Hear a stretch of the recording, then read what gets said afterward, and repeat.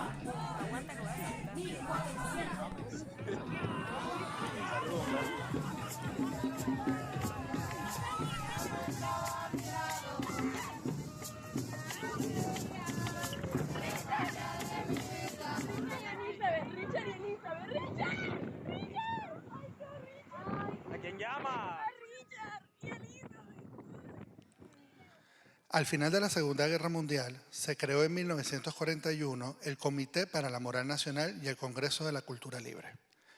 La CIA, Agencia Central de Inteligencia de los Estados Unidos, invirtió dinero para iniciativas artísticas bajo la premisa: ¿qué clase de espectador es el ciudadano democrático del nuevo orden mundial? Como verán, es una pregunta complicada, mucho más después de que la esfera política del mundo decidiera durante años distorsionar la realidad con violencia y falta de libertad. En 1960 se dice que un poco en respuesta a esa pregunta, John Cage crea una partitura musical que titula Conferencia sobre Nada, que empieza de la siguiente manera: aquí estoy y nada hay que decir. Si alguien quiere irse a otra parte, dejémoslo salir en cualquier momento. Lo que necesitamos es silencio, pero lo que el silencio necesita es que yo siga hablando. Demos al pensamiento de cualquiera un empujón y caerá fácilmente, pero el que empuja y el empujado producen ese entretenimiento llamado discusión. ¿Tendremos una después de esto? O simplemente podremos decidir no tener una discusión, lo que gusten. Pero ahora hay silencios y las palabras ayudan a hacer los silencios. No tengo nada que decir y lo estoy diciendo, y eso es la poesía que necesito. Nuestra poesía ahora es el darnos cuenta que no poseemos nada. Cualquier cosa en adelante es un deleite, siendo que no lo poseemos. Y ustedes no precisan temer su pérdida. No debemos temer a los silencios, podríamos amarlos. Esta es una charla compuesta porque yo la estoy haciendo tal como haría una pieza de música. Es como un vaso de leche. Necesitamos el vaso, necesitamos la leche. O nuevamente como un vaso vacío donde en cualquier momento algo podría verterse. Mientras avanzamos, quién sabe, una idea podría aparecer en esta charla. Yo no tengo idea de si esto ocurrirá o no. Si alguna pareciese, que lo haga. Mírenla como algo momentáneamente entrevisto, como una imagen en la ventana al viajar. Este ejercicio de John Cage siempre me ha invitado a pensar en la nada como una posibilidad, y no como la imagen de destrucción masiva que ofrecía Michael Ende en La historia interminable. En la nada habita el silencio, el vaso vacío y la idea. Es un lugar para habitar y reinventar. Para aquella época, durante y después de la guerra, una interesante ilustradora polaca llamada Franziska Temerson había hecho las ilustraciones para una versión de Alicia a través del espejo de Lewis Carroll. En ellas toma las imágenes originales de John Tenniel para darle una vuelta innovadora. A través de siluetas trazadas con líneas rojas o azules en forma figurativa, ella despliega un universo que rompe con la idea clásica de Alicia. Todo el universo fantástico detrás del espejo se ilustra de aquella manera, mientras que el personaje de Alicia se mantiene como en el original. Les cuento, pero esto es un poco adrede, porque cada uno puede imaginar en una posibilidad de futuro sobre esta Alicia que todos reconocemos, ya sea por Tenniel, Disney o Tim Burton. Sin embargo, ninguno de estos dos últimos fue más original que la propuesta de Temerson. Le dio un empujón a la idea de Alicia y en vez de discutir, creó una nueva posibilidad acerca de la idea que se tiene sobre este personaje.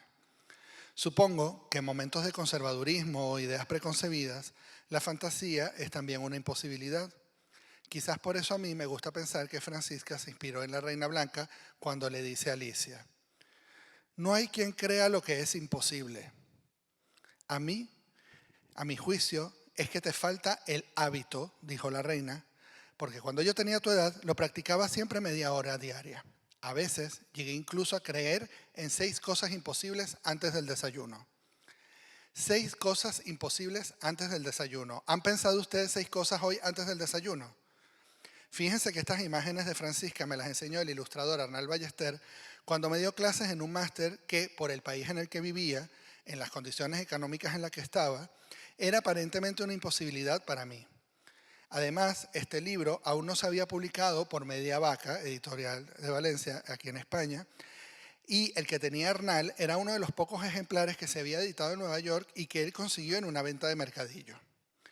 Mismo libro que luego decidió compartir con sus alumnos. Valoro mucho esos momentos en el que haces un descubrimiento que para ti es profundamente revelador. Me pasó la primera vez que acudí a la biblioteca de mi barrio, un pequeño lugar al lado de un parque y que ahora es un mercado. Al igual que la primera vez que me compré un libro por mi cuenta en una casa donde no habían libros. No por maldad, sino por razones económicas e históricas. Porque a veces los libros simplemente no llegan o no están. Y no pasa nada. Fíjense, nada. Quizás habituarme en la nada y dejar que las cosas imposibles me sorprendan ha sido para mí una herramienta importante a la hora de interactuar con los jóvenes. Aún me conmueve de forma irracional cuando descubren algo que les acompañará para toda la vida. Y no siempre pasa. Tampoco es que voy a romantizar la mediación lectora. O pasa, pero a solas, o con sus amigos, sus parejas, con la familia, con los profesores. Claro que para lograr mover estas emociones, siempre me obligo a hacer la misma pregunta. ¿Cuántas cosas imposibles imaginamos a la hora de crear actividades con y para jóvenes dentro del espacio libresco? ¿Cómo dejar que mis ideas, algunas veces clásicas, dialoguen con otras formas de ver el mundo? Así como la Reina Blanca, es importante mantener una mente abierta a lo increíble y poner en práctica la imaginación. En abril del año pasado le pedí a 85 jóvenes que he conocido gracias a mi trabajo que me enviaran un video corto sobre su vida diaria, sin explicaciones. Detrás de mí han visto imágenes de Colombia, de Nicaragua, pero en su mayoría son de Gijón, Oviedo, Sevilla, Cartagena, Barcelona y Galicia. La intención era que Maya Gemori, actualmente estudiante de cine, pero que hace un par de años participó en un club de lectura en las bibliotecas en las que fui mediador, armara un video colectivo y documental sobre la premisa de cuando nadie los ve. Porque si bien valoro la lectura como herramienta, también me interesa valorar cómo las circunstancias dan posibilidad a ese diálogo. Tratar de eliminar los prejuicios que tengo sobre la idea de la lectura, del libro, de la librería, de la biblioteca, de los lectores y de los no lectores. Pero también y sobre todo de los jóvenes. Por eso, una pregunta que siempre tenemos en mente es: ¿quiénes son los jóvenes actualmente? Y esta es una pregunta dirigida a ustedes directamente. ¿Quiénes son los jóvenes actualmente? ¿Usted cree que voy a hablar aquí yo solo? ¿Cómo son los jóvenes actualmente? ¿Cómo se imaginan ustedes a los jóvenes? ¿Cómo son los jóvenes que los rodean, a los que ustedes tienen alcance, a los que van a las librerías? Características básicas. Empanados. ¿Quién dijo empanados? Vale, bueno, ok, vamos a mantener el anonimato. Empanados. ¿Qué más? Inquietos. Vale, ¿qué más? Me encanta empanados e inquietos, como una contradicción en sí misma. Diversos, me gusta mucho, que es verdad. ¿Qué? Entusiastas, ¿vale? Muy bien. ¿Cómo? Inseguros, ¿vale? Perfecto. Hormo- las hormonas es una cosa que esos pobres seres de mi vida. Entonces, hagamos un ejercicio un poco más tramposo. ¿Qué pasa si nosotros extendemos cómo son las representaciones que hacen de los jóvenes actualmente? Porque esto influye mucho también en la percepción que tenemos de los jóvenes. Por ejemplo, representaciones audiovisuales. ¿Cuántas de las personas que están aquí, Alba, no cuentas, reconocen alguna de las series de televisión que están al fondo mío? Ah, bueno, ¿verdad que tengo más gente joven aquí? ¡Ay! Aburridas. Ah, mentira. A ver. Vale, vale, vale, euforia. Muy bien, ¿qué más por allá atrás? Vale, vale. Merlí. Merlí lo puse un poco ayer como que hay, pero Merlí es muy fácil de reconocer. ¿Qué más? Y pubertad. Vale, fíjense, cuando yo hago esta actividad donde no hay gente joven, se ha hecho trampa la gente de Tenerife que se me había olvidado atrás. Es verdad que muy pocas veces aciertan entender cuáles son estas series que están aquí y casi siempre repiten las dos que más son más conocidas para los adultos actualmente, que son pubertad y adolescencia. Que casualmente son las dos con nombres sobre la adolescencia y que casualmente son las dos que satanizan al adolescente como una cosa horrible. Casualidad. Todas las otras que son historias de amor, de superación, tal, no se reconocen tanto.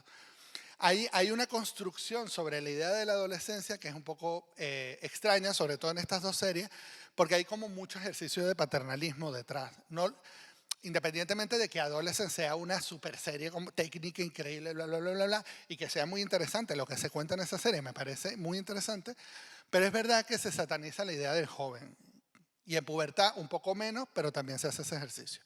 Pero esta selección es una selección tramposa, porque muchas de estas son adaptaciones, o la mayoría son adaptaciones de libros. Por ejemplo, tenemos a Herstopper, que nadie lo dijo, me pareció curioso. Tenemos la de Nando López, La Edad de la Ira. También de Nando López, Red Flags. Esta es Culpa Mía. Esta es A Través de mi Ventana. Esta es... ay, el verano en que me enamoré, gracias. Voy a pensar en los nombres de los dos chicos. ¿Con cuál se va a quedar? Y luego tenemos Merlí, Pubertad, Adolescencia, Euforia y Herstopper. Y Merlí, de hecho, después de la serie tuvo libros. Yo no sé si ustedes sabían esto. Hubo una prolongación de la historia con libros. No puedo cuestionar si son buenos o no, pero es verdad que tuvo una continuación a nivel libresco, digamos. Luego en redes sociales, ¿cuántas personas distinguen ustedes de acá? Insisto, jóvenes no. Vale, Patricia Fernández, vale. Bueno, sí. Patricia no le iba a poner porque dije, esta es muy fácil de reconocer, pero vale. El de Libros de la Curva. Bueno, lo reconoció a Joana Marcos, muy bien, muy bien. Tamara Molina, muy bien. Ah, no, pero entonces ustedes sí están aquí un poco más conocedores, ¿eh? Ya, madre mía, ¿eh? Ajá, pero ¿quién más? Plex, sí. ¿Cómo? Y Rubiales, muy bien, exacto. A ver, para los que no sepan, Inma Rubiales, Tamara Molina y Joana Marcus son autoras de literatura juvenil, por si acaso no saben. Que son Joana Marcus aquí arriba, Inma es ella, Tamara Molina es ella. Esta es Patricia Fernández, que se hizo muy famosa haciendo unos booktubes muy guays sobre relecturas de novelas históricas contadas a manera de cotilleo. Y luego, la verdad es que creo que fue Planeta quien la contrata o es Random, no estoy seguro. Y ahora es como la encargada de los medios y bueno, ahora va que sea los Goya, o sea, digamos que ha expandido su forma. Luego tenemos a Paloma Chen, que es una poeta española. Al lado tenemos a Leo Espugla, que es un joven filósofo que tiene un canal de YouTube muy interesante. El Libros de la Curva es el que tiene esta foto súper desfavorecida del pobre hombre. Y luego tenemos a Milo J y a Morat, que son dos cantantes, ¿vale? Y arriba tenemos al Cromas, que es un chico joven TikToker que hace unos vídeos impresionantes a nivel audiovisual. Pero bueno, aquí digamos que aquí han reconocido mucho más fácil como qué tipos de criterios definen a los jóvenes en redes sociales. Sin embargo, si hacemos el ejercicio de pensar cómo se ven a los jóvenes a nivel cultural, hay otros ejercicios o exploraciones curiosas como esta de Xu Hantong, que en el 2017 hizo este ejercicio en forma de fanzine que se llama Parlife, en donde le dio una cámara fotográfica a los jóvenes para que retrataran su día a día en Londres. Xu Hantong es asturiana, pero lo hizo en Londres el ejercicio. O Tanit Plana en el 2021, cuando hizo este registro de todos los jóvenes de la periferia de Barcelona. Y era muy interesante esta exposición porque trataba de darle como una visión mucho más realista a los jóvenes de la que se daba en los medios. En medio de la exposición había una pantalla en vertical en donde se cruzaba una selección de TikTok que habían hecho como para que la gente entendiera qué era el formato TikTok y por qué la gente estaba tan interesada en él. Y luego a cada uno de estos jóvenes recomendaba una canción y hay una lista musical que se llama Puber. Fíjense, pubertad, niño terrible que mata niña. Puber, un ejercicio musical de jóvenes en donde ustedes pueden escuchar una variadísima recopilación de música, porque claro, ninguno de los jóvenes son diversos y no todos los jóvenes escuchan realmente lo mismo como se suele pensar. Entonces, hagamos un pequeño ejercicio. ¿Qué haría una librería con estos determinados casos? Solo quieren romantasy o fantasía. ¿Qué harían?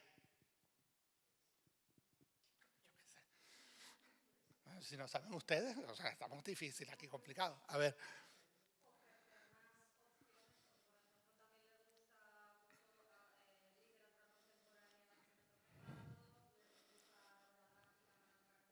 Vale.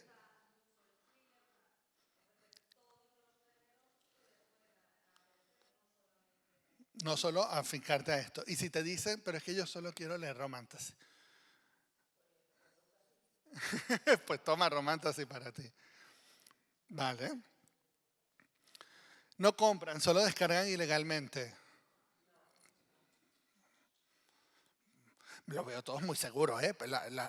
Los 20.000 datos que han descifrado o leído, yo no sé si no les han contado de esto, pero ha subido mucho la descarga ilegal, ¿eh? También en los últimos años. O sea, yo entiendo que se vende mucho, pero la descarga ilegal también ha subido mucho, ¿eh? Pero no solo, pero no solo. No, pero no es solo, no solo. Vale, les da vergüenza preguntar. Vale, no, eso sí lo sabemos, esto es una afirmación. ¿Pero qué hacemos con esto? Le dejamos su espacio, ¿qué más?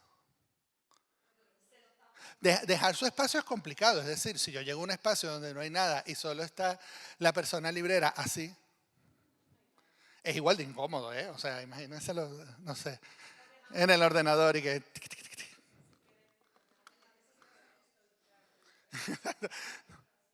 Vale, pero y no se le acercan, ¿no? De repente no le dejan un libro allí como mal puesto en la vida como quien no quiere, no pasan como, ay, se me ha caído, qué casualidad.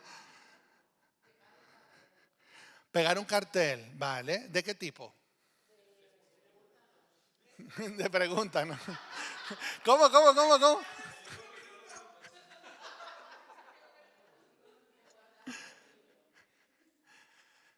Bien obligado por el instituto. Hubo risa, me pasó. ¿Qué hacen en estos casos? Bueno, cuando suelen venir obligados por el instituto, muchas veces. ¿Cómo? Viene con una prescripción añadida. ¿Cómo?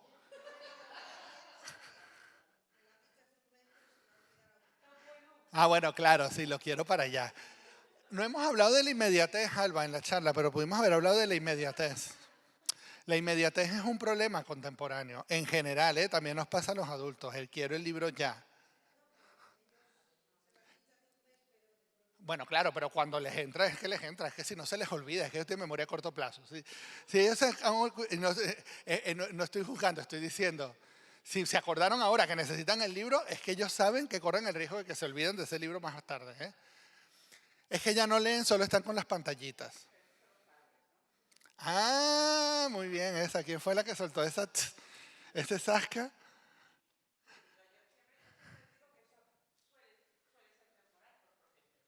Vale, vale, me parece interesante esa propuesta, porque también la comparto, pero ¿están todos de acuerdo? ¿O hay alguien que dice acá, puf, no vamos a caer en que las redes sociales son un problema? ¿Vale? ¿Pero para qué? No me estoy refiriendo a temas sociales, estoy refiriendo en cuanto a la lectura.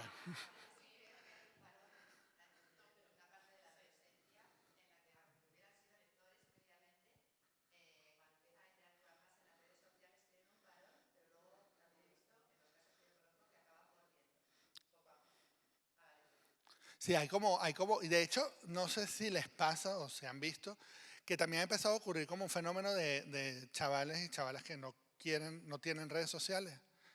También hay un tema como de la amenaza de la seguridad en general, de los datos, etcétera, que ha creado también como una conciencia, voy a volver a citar Talba, pero como una conciencia de en cuanto cómo son capaces de enfrentarse a lo que viene en la sociedad, ¿no? Entonces, creo que han entendido algo del mundo de lo digital que no hemos podido entender los que veníamos después, porque claro, han vivido en eso, en ese proceso.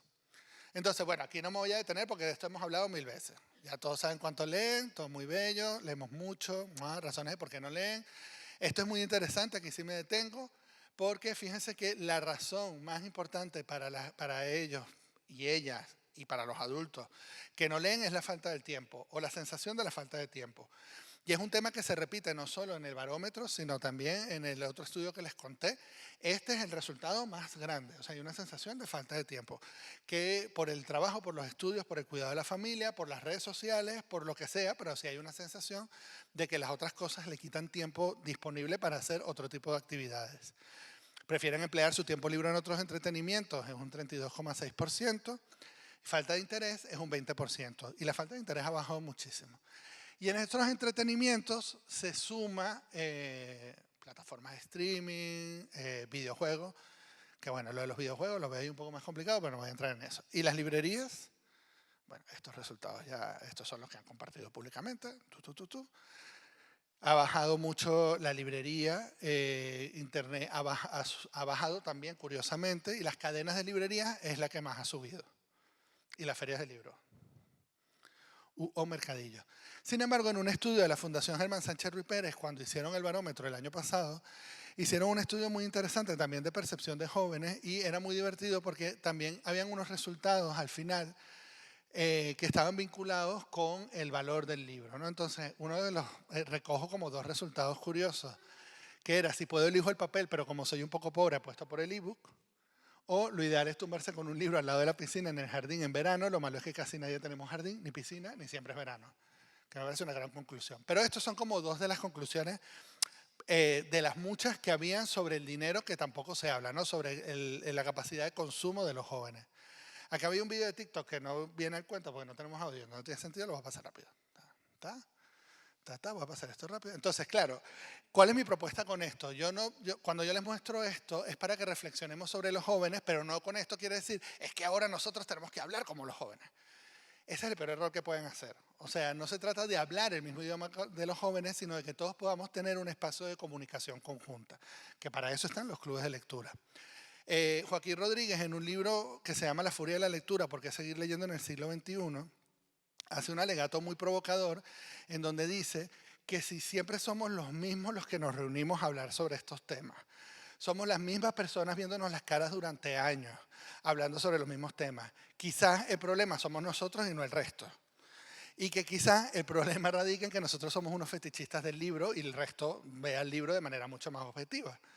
Insisto, es muy provocador y luego hace muchas preguntas y y va hacia otro lugar. Sin embargo, uno de los capítulos cuenta que el plan lector que más ha funcionado en la historia del mundo es el plan lector de la juventud nazi. ¿Nos interesa tener un plan lector funcional? Entonces, claro, es de las preguntas que se hace Joaquín Rodríguez, es un poco provocador. Entonces, a partir de esto, estos datos de los estudios que yo les comparto a ustedes y que hemos compartido mucho, yo también se los comparto a los jóvenes. Y entonces es muy divertido porque esa pregunta de, para ustedes, ¿cuánto creen que los jóvenes leen? Ustedes ya han visto estos datos y me van a responder, ta. Pero cuando no los tienen, cuando uno se encuentra con otros libreros, se encuentra con bibliotecarios o con profesores, todos te dicen 20-30%, salvo un pequeño grupo que te dice, no, lee más. Si uno le pregunta a los jóvenes tienen la misma percepción de sí mismos. Ellos dicen, ¿cuánto leemos? 20-30%. Y cuando les muestran los datos, ellos dicen, ¿qué? ¿Pero quién ha hecho esos datos?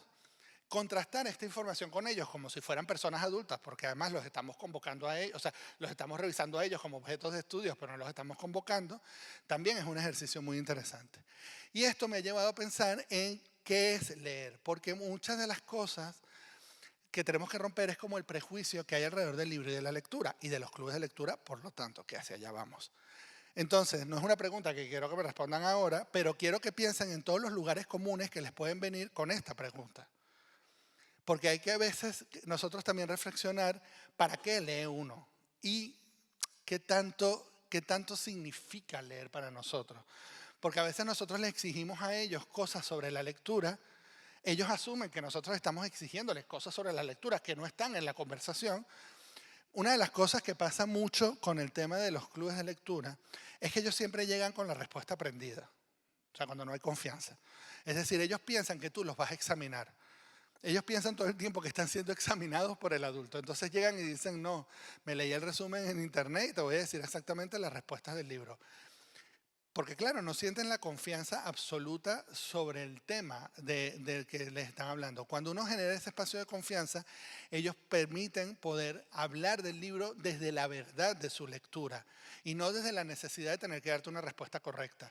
Y ahí uno tiene que hacer un ejercicio de humildad y de ser menos adultocéntrico y echar para atrás y entender también cómo lees tú para saber cómo puedes hablar de lectura con ellos.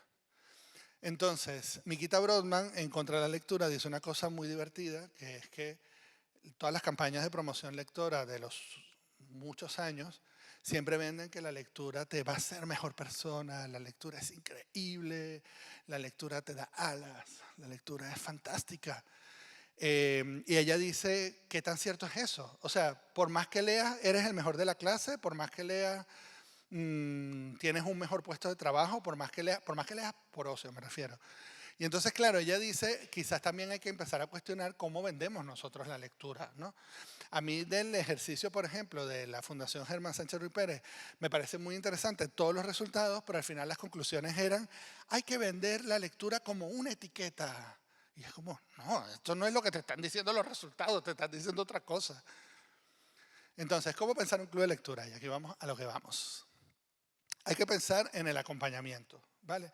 Para crear un club de lectura, y vamos a detenernos en cada uno de estos pasos, hay que entender que nosotros estaríamos generando para estas personas que vienen a leer y a compartir sus lecturas un espacio de confianza, un espacio seguro. Y eso es muy importante recalcarlo cada vez que estamos en una reunión, que ese es un espacio seguro de la evaluación y un espacio seguro de poder decir las barbaridades que se te pasen por la cabeza, porque en el fondo tú también eres un lector en formación, es decir, los jóvenes, me refiero, son personas que se están formando y probablemente hay interpretaciones de la lectura que son hechas desde una ingenuidad muy sincera, que no son capaces de confrontarlas con el resto de las personas si no tienen confianza, porque creen que van a ser juzgados porque es un mal lector. ¿Qué es un mal lector en el fondo? Así como ¿qué es leer? ¿Qué es un mal lector?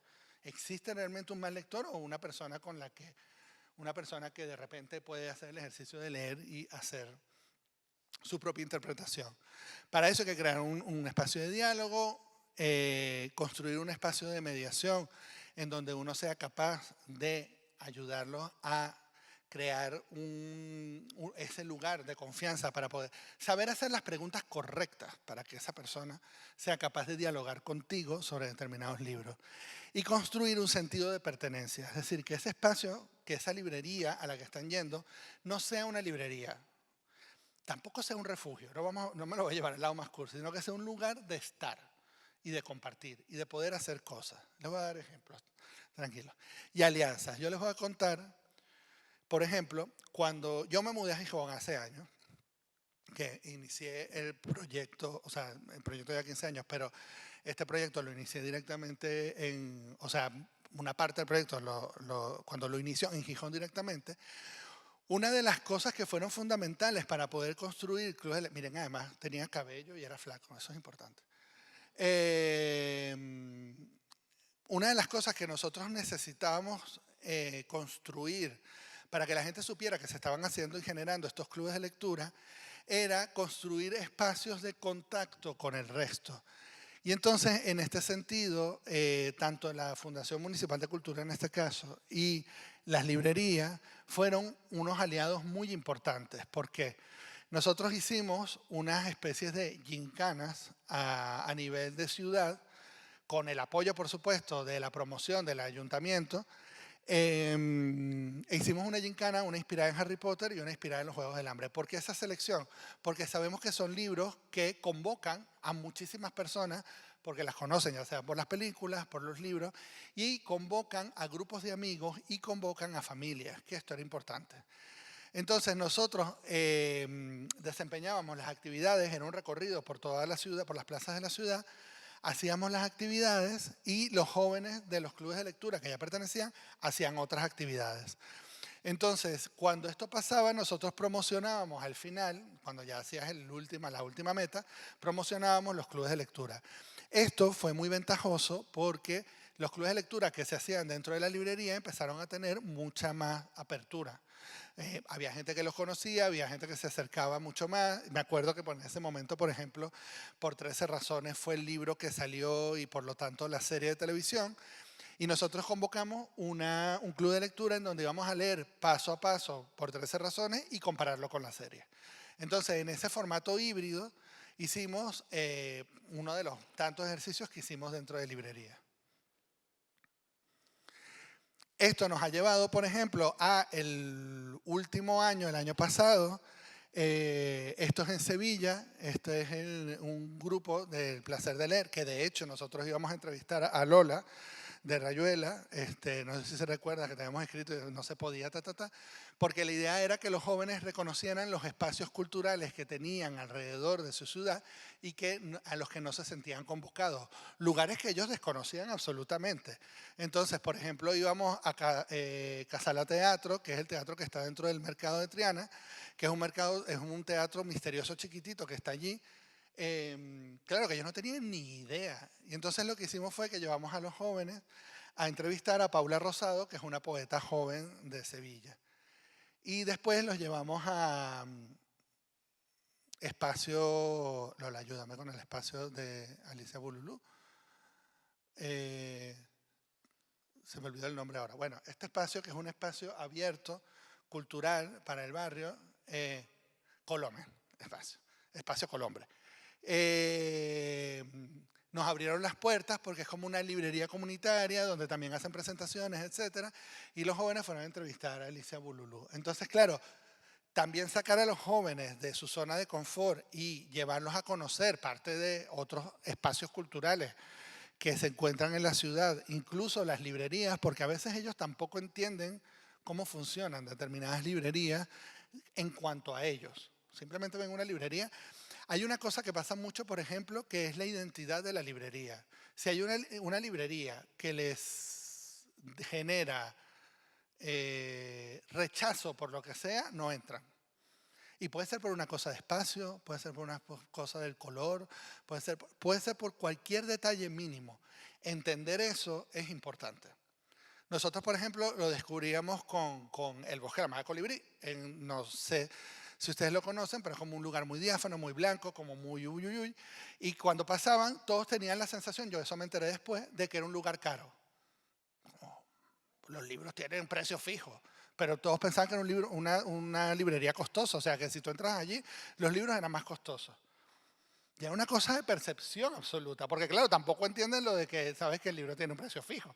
Entonces son cosas que hay que explicar, que parecen tontas, pero que hay que explicárselas como a los adultos. Y luego, en Gijón, en la Feria del Libro, nosotros tomamos el espacio del stand de las bibliotecas y los jóvenes hicieron entrevistas a los autores propios de allá, como en respuesta también a la zona joven que convocaba a otro tipo de público. Y ambos tenían absolutamente, podían convivir perfectamente. Y luego también están las formas de comunicar. Por un lado, nosotros hicimos muchos fanzines entrevistando a jóvenes que se podían encontrar dentro de las librerías, jóvenes de la ciudad. Y por algún curioso caso, Televisión Española nos descubrió. Curioso caso. O sea, curioso caso porque hay, no sé, cosas de premio nacional a los que no han convocado para estas cosas. Y digo cosa curiosa porque es maravilloso. O sea, imagínense ustedes 3 minutos de televisión de tu club de lectura con un dron hacia arriba sonando Harry Potter. Todo increíble. Y entonces hicieron la grabación. Además fue increíble porque hicimos como un club de álbum ilustrado. Fueron ellos los que se encargaron. Todo esto fue bello. 3 minutos. Después de esos 3 minutos teníamos filas de padres y familias queriendo meter, por supuesto, a los chavales en todo club de lectura que se moviera en la vida. ¿Qué pasa? Los chavales vieron esto.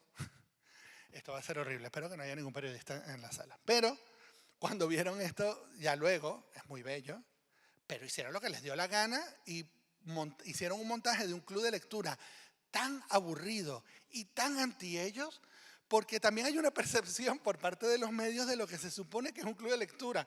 Entonces, estos chavales que se suben sobre la mesa y hacen cualquier cantidad de barbaridades a la hora de hablar entre todos, de manera muy ordenada, aquí parecía como si estuvieran leyendo, compartiendo todos un libro sagrado.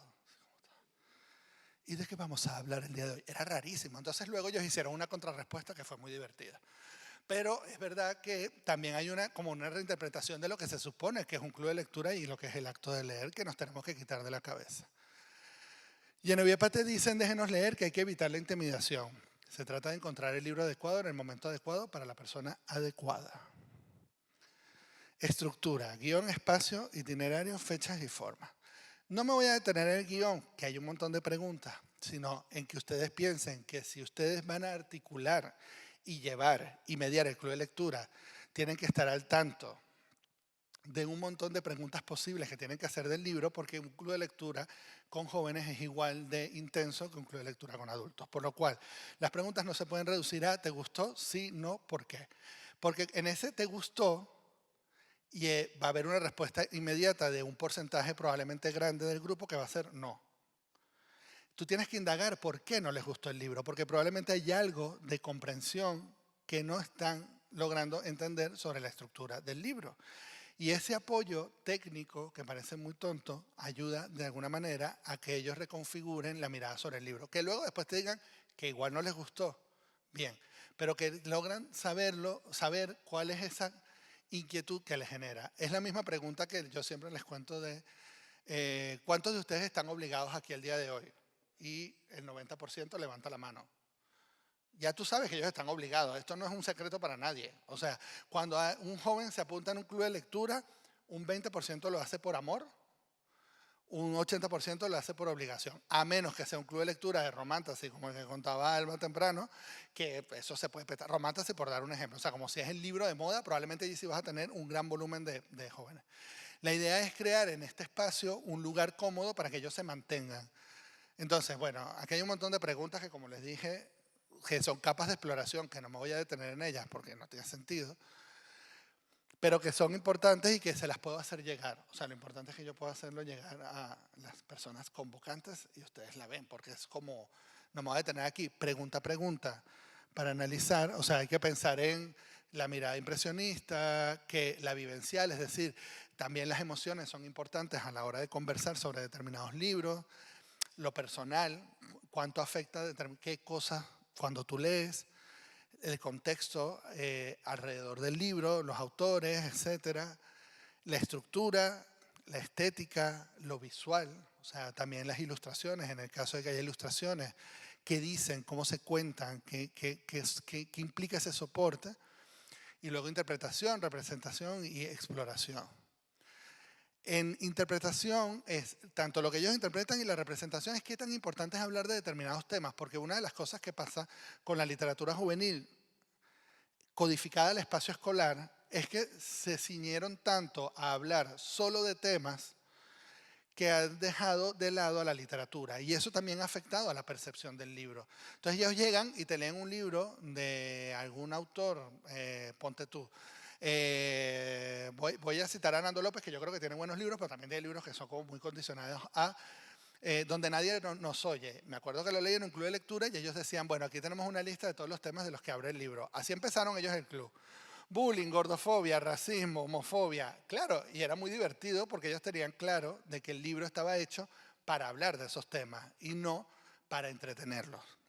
Que esto ha sido un problema de estos libros de la escolaridad. Ojo, insisto, como La Edad de la Ira me parece un libro genial, está este otro. O por ejemplo, como curiosamente hay un personaje en España que es muy conocido, que no es de estos grandes bestsellers, que es Care Santos. Care Santos con Mentira lo conocen todos los chavales de todo este país, de norte a sur, pero con nombre y apellido, o sea, Care Santos. Y eso es muy interesante porque su literatura es una literatura además vinculada a lo escolar, que no necesariamente es escolar. ¿Sí? Ah, no, claro, sí, sí, y es muy curioso, esos datos también son como muy curiosos de entenderlos, porque solemos hablar como Joana Marcus, pero Care Santos es muy leída, Eloy Moreno es muy leído, por ejemplo. O sea, como personajes también que como hay una estructura dentro del mercado del libro, del libro juvenil, que es muy curiosa, porque está como el lado escolar, que tiene como a sus autores, además son como sus grupos de autores, luego están como los independientes, y luego están todo lo que es Young Adult y todo lo demás. Y parece que son como, los tres están hablando de lo mismo, pero parece que no interconectan entre ellos. Y es muy curioso también eso. Alba me da la razón. Certifica. Entonces, claro, por eso es muy importante lo de la representación. Y explorar luego que si esos temas salen, porque no estamos ahora diciendo con esto, que es que no pueden salir de estos temas, es simplemente estar pendiente de cómo orientar estas preguntas a otros espacios. Y también promover lecturas que no solo estén vinculadas al dolor y al sufrimiento. Graciela Montes dice, en Buscar indicio y construir sentido, insistir en la perplejidad. Leer nos pone frente a un acertijo al borde de la inminencia y es esa primera oscuridad lo que lo confronta a uno a leer. Entonces, en la estructura interna, también es importante asomarnos a otro tipo de lecturas de ocio. Es decir, cómo vincular estos libros también a otras posibilidades dentro del club de lectura. Si tú vas a hablar de un libro, no reducirte solo al libro, sino entender que ese libro probablemente tiene otro tipo de diálogo, tanto con los cortometrajes, las series, los podcasts, la fotografía, el arte, el cine, los videojuegos, los juegos de mesa. O sea, como que abrir también ese canal de posibilidad para que el club de lectura no sea tan solo un lugar solo para el debate. Es decir, también hay que explorar y darles oportunidad para que ellos tengan otras formas de estar. Parte de la pertenencia tiene que ver con esto, que entiendan que no se juzga lo que ellos consumen tampoco. Entonces, aquí señalo unas especies de espacios que me parecen importantes, que han hecho labores que me parecen como muy curiosas, al menos desde la observación desde fuera. Fíjense, yo les hablaba hoy de la librería La Say, que la había puesto aquí, que es Arián Hoyos y Beña Azurmendi, porque me parece un fenómeno curioso de entender cómo ellos crearon una comunidad y un club de lectura virtual que luego trasladaron a su espacio libresco. Rayuela la pongo acá porque además funcionó la noche en la librería, que es una actividad que no sé si se sigue haciendo actualmente, confirma, ya no. Esa actividad nosotros la replicamos en Gijón y muchos de los jóvenes de la actualidad son niños que han salido de este espacio de la noche de la librería. O sea, muchos de los jóvenes, la noche de la librería es pasar la noche con los niños en la librería, ¿eh? Ya está. Tú te inventas una actividad, aventura, una cosa y después ellos toman los libros que quieran y se sientan atrás a leer en su sleeping bag y ya. Y al día siguiente nos despertan, se duermen tarde, por supuesto, Y al día siguiente desayunamos todos juntos y es toda una experiencia muy hermosa, agotadora, evidentemente, pero una actividad de verano increíble. Y ahí le decía lo de construir comunidades, muchos de los adolescentes que crecieron en ese espacio de la librería, de la noche en la librería, son estos jóvenes que se han mantenido en los clubes de lectura de manera constante y que incluso mantienen un contacto cariñoso con la librería y de interés, o sea, como llevado más a otro lugar, como me interesa determinado libro, sé que allí me van a ayudar. No tanto de explorar ni nada, pero sí como más sé que es un espacio en el que puedo confiar. La librería Llavors en Barcelona hizo un trabajo muy interesante en doble articulado. Por un lado, creó un espacio de recomendaciones en donde los jóvenes recomiendan los libros, o sea, hay un espacio en donde se reúnen para compartir sus lecturas y tienen un espacio, una estantería directa sobre las recomendaciones que hacen los jóvenes. Y luego es verdad que ellos junto a Blackie hicieron, bueno, no, o sea, no ellos junto a Blackie, le sirvieron de espacio a Blackie para hacer un taller en el barrio en donde se publicó un libro, se llama Historias de la Florida, donde se recogen relatos de los jóvenes del barrio.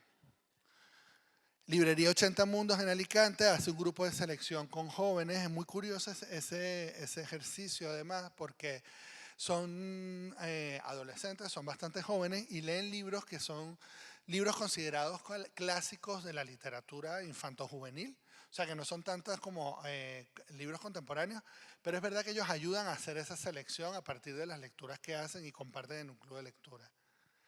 La librería de la Buena Vida en Madrid tiene una zona reservada que es muy curiosa porque aquí sí te tienes que inscribir, o sea, te ofrecen el club de lectura, luego creo que una actividad de creación, hay una suscripción en la que, o sea, es como un club en el que tú te afilias y hay una suscripción y tienes determinados beneficios que están vinculados a la creación, al espacio del club de lectura. No me quedó claro si el libro, porque esto es muy interesante también de pensar. Y luego, la librería de las hay, ya lo hemos hablado. Formas, fechas. Fíjense que cuando pongo fechas, las fechas son importantes también que las tomen en cuenta. Porque las fechas en las que ellos están en exámenes no tienen cabeza para absolutamente más nada. Pueden asistir al club de lectura, pero tienen que asumir que no van a leer. Y no pasa nada. Pueden ofrecerles otro tipo de actividades. Pueden jugar juegos de mesa, pueden inventar espacios creativos en esas horas si ellos quieren sentirse acompañados y tener el tiempo para. Pero la fecha es un tema muy importante a considerar. O sea, el inicio de enero, por ejemplo, los finales de diciembre no tienen sentido. O cerca de los exámenes finales, ustedes están locos en la vida. Si piensan que estas personas van a asistir a algo que les requiere un esfuerzo extra. Y es importante considerar que si no leen, o sea, que si de tu grupo hay una o dos personas que no leen, hay que aprender a sobrepasar eso. Es decir, a relacionarte con el hecho de que no lean y no pasa nada. Porque ellos lo que están buscando es un espacio para estar. Y seguramente van a compartir, van a repetir, van a volver a ir, van a hablar de las referencias que están dando alrededor de los libros, pero no necesariamente hay que excluirlos. Igual que cuando uno sabe que una persona está allí y sus intereses van por otro lado, también uno tiene que saber decir, hijo mío, a ti te interesa la música, vaya y busca un taller sobre música y todo bien, un besito, que le vaya bonito en la vida. Entender esto es importante también en la relación que uno establece con ellos. Formas, les pongo aquí unos ejemplos también como de determinadas propuestas que pertenecen a otros países que han sido, en teoría, bastante exitosas y que pueden ser replicables también dentro del espacio bibliotecario. Por ejemplo, en la Americana en México se hace el booktasting, no solo en la Americana en México, pero es uno de los fundacionales. El booktasting es como una especie de catar libros. Entonces tú reúnes a un grupo de personas, en este caso jóvenes, y les mostramos algunas de las novedades que están saliendo en el fondo. Ellos tienen la oportunidad de leer unas 5 páginas, de compartir como un espacio totalmente como si estuvieras catando, comiendo. Y van a hacer una evaluación sobre ese libro, que es muy injusto, que 5 páginas no te dice nada, que Esto podemos llevarlo a muchos niveles, porque igual la selección es más compleja, no solo depende de los jóvenes. Esto es importante. Muchas de las actividades que se generan también con los jóvenes es vamos a escucharlos a ellos a que nos recomienden cosas. Sí, hay que escucharlos a ellos a que nos recomienden cosas. No hay que crear todo tu fondo con las cosas que te recomiendan ellos, porque entonces tú estás perdiendo también allí equilibrio de tu fondo. Entonces ellos hacen este book tasting y bueno, eso generan como un espacio de encuentro en donde se relacionan siempre con el libro y al final eligen cuál libro es el que se va a leer en el próximo club de lectura. El Porter Square Books en Inglaterra, que es el Silent Reading Party, que es una fiesta para leer en silencio. Ya está. Tú le das un lugar, ven a leer, nadie te va a molestar, usted tranquilo, sea feliz, tranquila, lea, disfrute y ya está. Probablemente vas a compartir con alguien que está leyendo en silencio, probablemente haya alguien que haga contacto, haga clic, es como una especie de función bibliotecaria, puede ser. Pero no están en un espacio de estudio, están en un espacio que está más ligado a una lectura más reconfortante. El Soul Cherry Comics es un caso para mí muy curioso en Estados Unidos, porque además sé que es famoso, o sea, por disco, porque yo lo conocí por disco.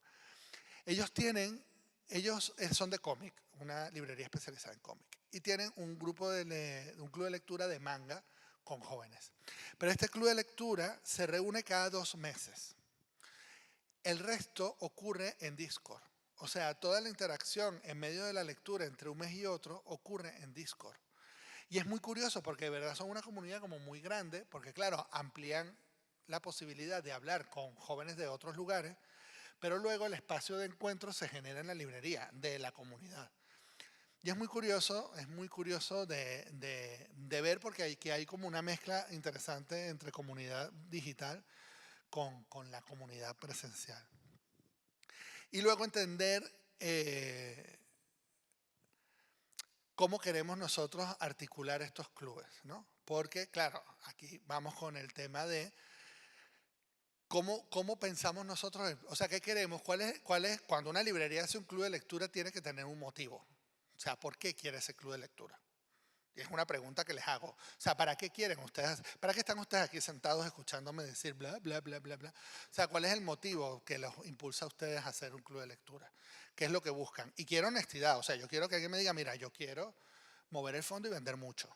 Bueno, listo, cool. Yo quiero quiero que los jóvenes vengan. Vale, bueno. O sea, ¿qué quieren ustedes? ¿Qué buscan? Porque de eso depende mucho también de las decisiones que se tomen. Porque no es lo mismo, ven, conéctate al club, te vendo el libro y tú vienes al club y ya está. Pero claro, que ahí estás ignorando una serie de gastos que implican el club. O sea, gasto físico en caso que lo estés haciendo tú o gasto económico si tienes que pagarle a otra persona. Clubes por suscripción, bueno, cool, puede ser interesante. Creo que el de que les contaba de Madrid, el de la Buena Vida, creo que es por suscripción, creo que son 3 meses 40, no, 3 meses 40 euros y medio año 90, algo así. Por eso les digo, no me queda claro si el libro está incluido o es solo el derecho a participar en el club. Y que esto excluye también a un porcentaje de gente muy grande, porque hay quien tiene dinero para pagar el libro y además una suscripción. Entonces, es entender qué es lo que quieres tú del club. Pregunto.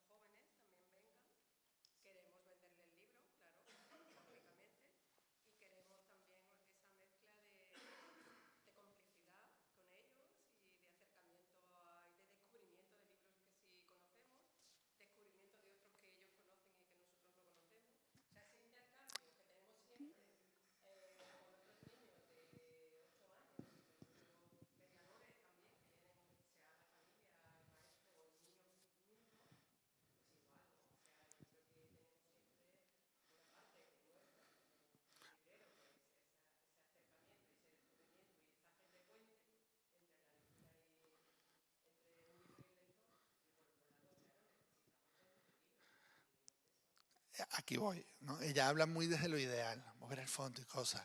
Si tú haces un club y me vas a poner un libro que no conozco, o sea, tengo que estar muy enamorado del club para pagarte el libro e ir al club. ¿no? Aquí, perdón, la honestidad salvaje, ¿no? Es decir, no es lo mismo estar en una biblioteca haciendo un club que uno puede jugar un poco con los libros, ¿no? Como pongo esto, porque tú estás comprometido a leer lo que te voy a poner y ya está. Pero cuando tú estás pagando, aquí hay un compromiso también del otro lado. Entonces, ¿qué tanto estamos nosotros dispuestos a generar clubes con determinadas lecturas con las que no nos sentimos cómodos, con tal de que se mueva el espacio? Y esto es una pregunta totalmente honesta, ¿eh? Porque no se trata del joven. El joven está muy claro en que quiere leer ese libro, que va a ir y la va a pasar bien. El joven aquí no es el tema son ustedes, amigos libreros y libreras. O sea, ¿qué tan dispuestos están a negociar con eso a la hora de vender? Estoy pensando. O sea, no estoy pensando a la hora. O sea, a la hora de vender, ¿qué tan dispuestos están ustedes a tener que leer un libro que de repente no les guste absolutamente para nada, pero bueno, qué guay, mira, vendido y lleno, lo petó. Lo petó. En la librería central de Gijón hicieron un club también de fantasía y de romance, y fue una locura, es una locura. Y lo llevan dos chicas autoras jóvenes de allá, Esther León y no me acuerdo el nombre de la otra chica, que son unas chicas autoras jóvenes que publican con Duerme Vela, que es una editorial de ella también, de fantasía, y lo petaron. Lo petaron, pero claro, leen libros vinculados a la fantasía, el romance, que a las otras librerías hacen así. No. Entonces, es una pregunta honesta como para que se la hagan. Quizás no quieran responderla ahora y lo puedo entender, pero es importante entender esto, ¿no? Porque de eso también hay como una clave importante. ¿Qué pasa? Cuando tú, por ejemplo, haces lo de la suscripción, puedes jugar un poquito más con esto de mover el fondo. Porque claro, ya tú estás pagando por ir a un club que se supone que te va a proponer un itinerario, ¿vale? Y en ese ejercicio del itinerario tú estás ya asumiendo asistir al club. Pero cuando es un libro de por sí, el precio del libro importa. Literatura expandida. Aquí abro como la posibilidad de que se puedan leer cosas que no sean... ser como astutos también en qué propuestas hacer. Por ejemplo, estábamos hablando antes de que siempre hablamos de adolescentes, hablamos de jóvenes, pero se nos olvidan los jóvenes adultos. No hay clubes para gente de 18 a 30 o a 29, hay muy pocos clubes. Como, ¡eh! Mira, hay otro allí. Son muy pocos porque cuando ellos quieren pasar del club juvenil, que ya se les queda corto, a un club adulto, es verdad que los clubes adultos, por lo menos aquí en España, siempre es mucha gente mayor. Y está muy bien, y, o sea, yo amo el debate intergeneracional, pero cada vez que yo mezclo un club joven con un club adulto, los jóvenes salen súper cabreados porque los tratan horrorosos, porque bueno, la gente mayor pasa de milongas, ¿no? Como, entonces, claro, es muy difícil el debate allí, pero es muy interesante también entender las posibilidades de clubes que también nos puede ofrecer la librería. Entonces, a lo que me iba con esto es, por ejemplo, ahora que Hamnet está tan de moda de nuevo, o sea, porque ya lo estuvo, pero ahora que está tan de nuevo, leer Hamnet y hacer un cineforo, una belleza, por ejemplo. Y el modo social es porque necesitan compartir. O sea, hay algo que tienen que entender. Si van a hacer un club de lectura con jóvenes y con adolescentes es porque quieren socializar. Punto. Todo lo demás es excusa. Les gustará mucho leer, o sea, no estoy diciendo que no, pero ellos lo que quieren es socializar. Ya está. Y eso pasa de 11 a 16, eso pasa de 16 a tantos y pasa de 20 en adelante. 20 en adelante, ligar incluso si hay suerte. Y de 16, bueno. Y luego está en modo librero en Las Nubes en Murcia y selección colectiva de la Biblioteca Imposible de Granada, que reconozco que no los tengo tan cogidos de lazo, o sea, no los he investigado tanto, pero es verdad que, por ejemplo, esta selección colectiva de la Biblioteca Invisible se hace a través de WhatsApp, o sea, como que todo el ejercicio de la selección se hace con una comunidad librera que tiene un grupo de WhatsApp y van eligiendo a través de encuestas qué libros quieren para los clubes de lectura. No estoy seguro si este club de lectura está relacionado con jóvenes o si no también es con los adultos, ¿no? Como esa doble condición, porque aquí hay varios tipos de clubes de lectura también. Esto es importante entenderlo, ¿eh? O sea, también nos condicionamos a veces de hablar de literatura juvenil, pero un club de lectura de fantasía, sin más, sin el juvenil, puede funcionar. Un club de lectura de terror puede ser interesante. Un club de lectura de novela gráfica, de cómic, evidentemente, pero eso, como que quizás también articular la idea de lo juvenil únicamente, también como que les da a ellos más herramientas de... Hay un proceso muy interesante que ha ocurrido a nivel histórico de cómo los planes lectores, a partir de Harry Potter, los Juegos del Hambre, Crepúsculo, cambiaron el diseño del libro. Yo no sé si ustedes se han fijado incluso cómo la editorial SM cambió su gran angular a libros como más adultos, pero es porque los jóvenes decidieron, o sea, entendieron que determinados libros estaban hechos de determinada forma porque eran para ellos. Y ellos querían tener un poco más de libertad en la selección. Y eso ha sido uno de los grandes cambios que ha ocurrido en los últimos años, que hemos podido jugar un poco más con los formatos editoriales. Bueno, ok, ¿cómo seleccionar? Yo no sé cómo vamos de tiempo. No, ya estamos sobre el tiempo, pero bueno, esto va a ser muy rápido porque quería hacerles un juego tonto. Este es un Tinder. Bueno, no se los puedo hacer, diablos, no se los puedo hacer tan astutamente porque necesitaría tener el ordenador. Pero este es un Tinder lector que funciona muy bien con los chavales y que funcionaría muy bien con ustedes porque somos muy... una de las cosas que más llama la atención a los jóvenes en cuanto a los libros que leen es la portada. O sea, esto es una gran realidad, esto está estudiado. O sea, las portadas, wow. Hay un texto de Linternas y Bosques de Adolfo Córdoba sobre las portadas de los libros juveniles que es muy interesante que lo puedan leer en su blog porque hay una investigación editorial sobre este tema. Y por eso todo el boom de estos libros que se han reeditado nuevamente con estas ediciones super mega especiales, todo este afán coleccionista que está muy ligado también al fenómeno fan. Pero claro, ¿qué pasaría si nosotros hiciéramos este ejercicio de hablar de libros sin verlos, si nosotros realmente los seleccionaríamos? Y ese ejercicio, sí, yo sé, ya sé que estamos. No, simplemente les voy a mostrar rápidamente.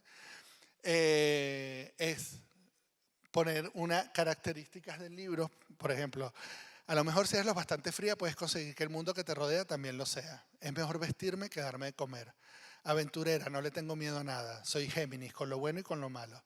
Disociada, sobreviviente de un extraño accidente. Entonces la pregunta es, ¿tú saldrías con este libro? ¿Cuántos saldrían con este libro? Pocas, ¿eh? Pero bueno. La canción de cuadro. ¿Tú por qué lo descubriste? No, eso es trampa. Entonces, bueno, es hacer ese ejercicio, que es muy divertido, sobre el match literario. Entonces, yo quería terminar con... no, me eché para atrás, perdón. Simplemente con esto. Para mí, ¿qué es leer? Fíjense, cuando ustedes ven estas imágenes, y con esto termino, ¿qué ven? Que ven, así, rápido. Abuelo, porque ya me van a sacar así por detrás, como van a poner la música en el Oscar. Turururu. Rápido, ¿qué ven? Un elefante, ¿qué más? ¿Una qué? Vale, ¿qué más? Basura, gracias, quería honestidad. ¿Qué más?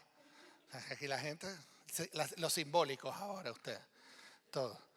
Fíjense, esto es una exposición de una fotógrafa española que se llama Paula Anta. Esta exposición se llama Camecalle y son figuras que están en la costa de Senegal.